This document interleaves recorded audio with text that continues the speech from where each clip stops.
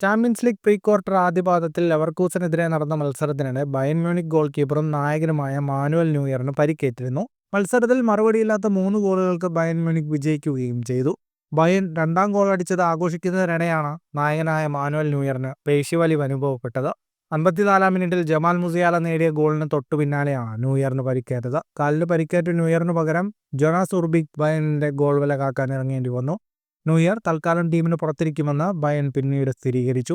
ന്യൂയറിന്റെ തിരിച്ചുവരവിന് club കൃത്യമായ സമയം നൽകിയിട്ടില്ലെങ്കിലും ബയണിന്റെ അടുത്ത 4 മത്സരങ്ങൾ താരത്തിന് നഷ്ടമാകുമെന്നാണ് മാധ്യമങ്ങൾ റിപ്പോർട്ട് ചെയ്യുന്നത്. അതിൽ അടുത്താഴ്ച ലെവർകൂസനുമായുള്ള മത്സരത്തിന്റെ 2ാം പാദവും ഉൾപ്പെടുന്നു. സമീപ വർഷങ്ങളിൽ അദ്ദേഹത്തിന് നിരവധി പരിക്കുകൾ ഉണ്ടായിട്ടുണ്ട്. 2022 ഡിസംബറിൽ ഒരു അവധിക്കാലത്ത് കാലിന് ഒടിവ് സംഭവിച്ചതിനെ തുടർന്ന് 10 മാസത്തേക്ക് ന്യൂയറിന് കളിക്കളത്തിൽ നിന്ന് വിട്ടുനിൽക്കേണ്ടി വന്നു. തുടർന്ന് 1 വർഷത്തോളം പുറത്തിരുന്ന ശേഷം ഒക്ടോബറിലാണ് ടീമിൽ തിരിച്ചെത്തിയത്. ഫുട്ബോൾ ലോകത്തെ കൂടുതൽ വാർത്തകൾക്കും വിശേഷങ്ങൾക്കുമായി സ്പോർട്സ് കഫേ സബ്സ്ക്രൈബ് ചെയ്യുക.